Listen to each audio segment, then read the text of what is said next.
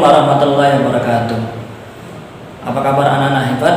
Semoga Allah senantiasa memberikan kita semua kesehatan dan rahmat darinya.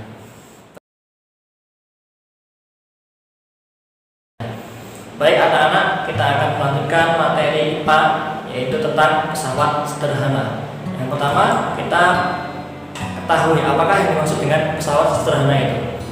Pesawat sederhana merupakan peralatan yang memudahkan manusia dalam melakukan kerja atau usaha. Pesawat sederhana ada 4 jenis, yaitu katrol, kemudian ada roda berporos, kemudian ada yang namanya bidang miring, kemudian ada yang namanya tuas atau mungkin. Nah, kesemuanya ini merupakan alat yang digunakan untuk mempermudah usaha manusia. Yang kemudian pada pesawat sederhana ini kita mengenal yang namanya keuntungan mekanis atau KM. Nah, keuntungan mekanis adalah perbandingan antara beban dengan kuasa atau perbandingan antara kuasa dengan beban. Semakin besar keuntungan mekanis yang dihasilkan, maka akan lebih mempermudah pekerjaan manusia.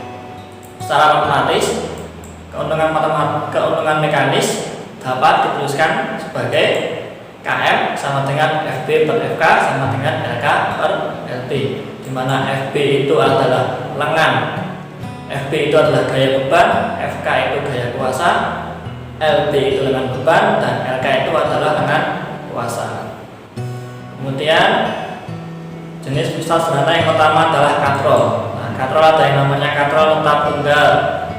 Nah, namanya tetap tunggal, di mana berarti katrolnya itu dalam posisi tetap dan jumlahnya 1 atau tunggal. Pada katrol tetap tunggal ini, FB dan FK, gaya beban dan gaya kuasanya itu nilainya sama. Nah, keuntungan mekanismenya adalah 1. Contoh soal: sebuah beban seberat 40 Newton ditarik ke atas dengan katrol tetap seperti pada gambar.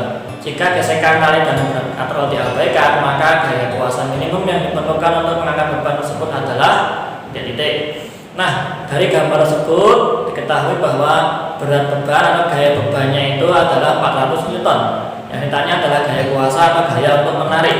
Nah, pada katrol tetap tunggal, gaya beban atau FB itu nilainya sama dengan gaya kuasa. Dari gambar diketahui bahwa gaya bebannya itu adalah 40 Newton, maka gaya kuasanya itu juga sama, yaitu 40 Newton. Kemudian ada yang namanya katrol tunggal bebas, yang fungsinya adalah untuk melipatkan gaya. Nah, pada katrol tunggal bebas, ini katrolnya itu yang bergerak-gerak, tidak tetap menempel. Gaya kuasa pada katrol tunggal bebas itu lebih kecil daripada gaya bebannya. FK lebih kecil daripada FB, di mana FK nilainya adalah setengah dari FB. Nah, pada katrol tunggal bebas ini keuntungan mekanismenya adalah 2. Contoh soal: sebuah silinder baja diangkat menggunakan katrol seperti gambar berikut. Tentukan berat silinder baja tersebut. Nah, dari gambar tersebut diketahui FK-nya, gaya untuk menariknya itu adalah 38 Newton. Yang ditanya adalah FB atau gaya beban, yaitu berat silinder baja tersebut. Nah, diketahui bahwa pada katrol bebas tunggal ini, katrol tunggal bebas ini, nilai FK itu adalah setengah FB, maka nilai FB itu adalah 2 kali dari FK. Nah, pada soal diketahui nilai FK-nya itu adalah 38 Newton, maka FB-nya adalah 2 kali 38 Newton sama dengan 76 Newton. Kemudian ada yang namanya katrol ganda atau katrol majemuk, yaitu gabungan dari katrol tetap dan katrol bebas. Nah, sekarang lihat ada 2 jenis katrol. Nah, keuntungan mekanis pada katrol ganda atau majemuk adalah jumlah talinya, jumlah tali yang menghubungkan antar katrol. Ya. Tali yang menghubungkan dengan FK, tali yang digunakan untuk menarik tidak termasuk KM-nya. Pada gambar di samping nilai KM adalah 2 karena jumlah talinya adalah 2. Contoh soal: tentukan misalnya gaya yang dibutuhkan untuk menarik balok seberat 1800 Newton. Perhatikan gambar berikut. Nah, dari gambar tersebut diketahui bahwa FB atau gaya bebannya itu seberat 1800 Newton. Nah, yang ditanya adalah gaya untuk menarik atau FK-nya.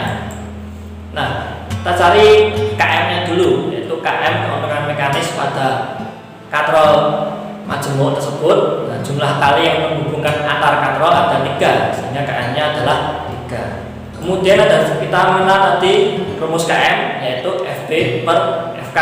Nah, dari persamaan aljabar diketahui FK itu sama dengan FB per KM, yaitu dengan pindah ruas. Tinggal masukkan di mana FB itu adalah 1800, KM-nya 3, maka FK-nya ketemunya 600 Newton. Kemudian jenis pesawat sederhana yang kedua adalah roda berporos. Ya, misalnya pada roda gigir dan ban pada sepeda. Roda gigir berfungsi sebagai pengatur gerak roda sepeda, sedangkan roda sepeda menerapkan prinsip roda berporos untuk mempercepat gaya. Contoh roda berporos lain adalah pada kursi roda, mobil, dan sepatu roda. Nah, kemudian pesawat sederhana yang ketiga adalah bidang miring, yaitu bidang datar yang diletakkan miring atau membentuk sudut tertentu sehingga dapat memperkecil gaya kuasa. Seperti pada gambar, bidang datar yang diletakkan miring untuk memperkecil gaya kuasa. Pada bidang miring ini contoh lainnya adalah pada skru, pada kapak, dan pada gergaji. Kemudian keuntungan mekanis pada bidang miring, KM-nya.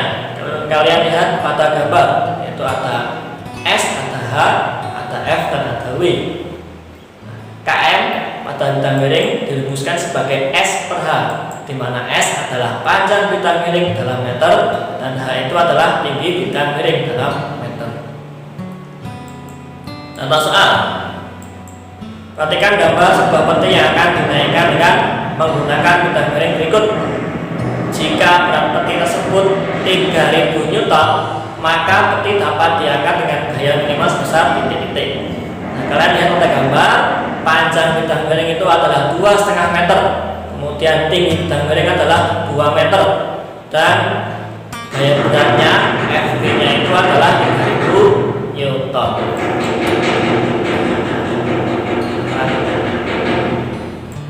S-nya 2,5, hanya 2, FV-nya 3000, yang tanya adalah gaya kuasa, gaya untuk mengangkat T.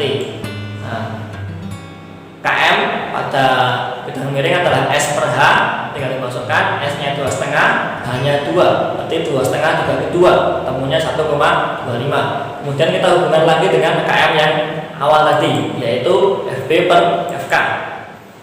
Nah, dari persamaan tersebut diubah menurut persamaan aljabar mencari FK atau pindah ruas, yaitu FK sama dengan FB per KM.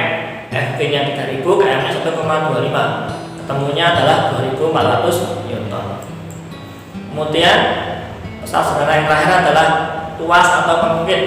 Nah, pengungkit merupakan salah satu jenis pesawat sederhana yang paling banyak digunakan dalam kehidupan sehari-hari. Misalnya gunting, gerobak roda 1, palu, tang, sekop, jenggot-jenggot, dan penjepit. Nah, ini gambar menyusul dari pengungkit. Ada gaya kuasa atau gaya dari manusianya, ada gaya beban, FB-nya, kemudian ada lengan kuasa dan lengan beban. Lengan kuasa adalah jarak antara gaya kuasa dengan tumpuan, dan lengan beban adalah jarak antara gaya beban dengan tumpuan. Secara kesetimbangan yaitu FB kali LB sama dengan FK kali LK. KM rumus awal FB per FK. Nah, pada pengungkit ini KM-nya adalah LK per LB. Contoh soal. Perhatikan gambar berikut, tentukan besar gaya yang dibutuhkan orang itu untuk mengangkat beban.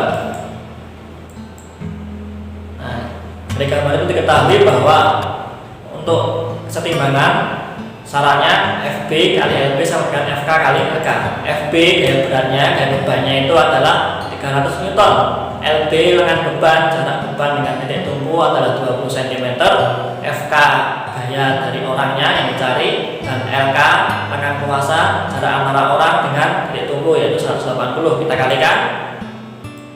7.200 sama dengan 180 kali FK, dan FK dicari dengan pindah ruas, yaitu 7.200 bagi 180, sehingga ketemunya FK adalah 40 Newton. Nah, jenis tuas ada 3, yaitu tuas jenis pertama, di mana titik tumpu berada di antara kuasa dan beban. Contohnya pada gunting, tang, pemotong ukur, dan juga jepit. Kemudian ada pengungkit jenis kedua, di mana beban berada di antara titik tumpu dan kuasa, misalnya gerobak beroda 1, alat pemecah kacang, dan pembuka tutup botol. Kemudian ada tuas jenis ketiga, yaitu titik kuasa berada di antara beban dan titik tumpu. Contohnya pada penjepit roti, sekop, dan pinset. Nah, ini yang terakhir, prinsip sederhana pada tubuh manusia atau pada sistem gerak manusia, yaitu dengan penerapan dari pengungkit, yaitu pengungkit jenis pertama dan pengungkit jenis kedua.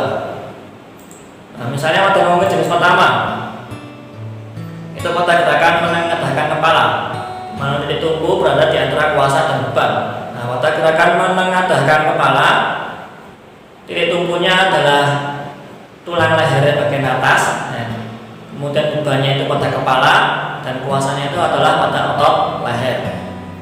Kemudian pada pengungkit jenis kedua, di mana beban berada di antara titik tumpu dan kuasa.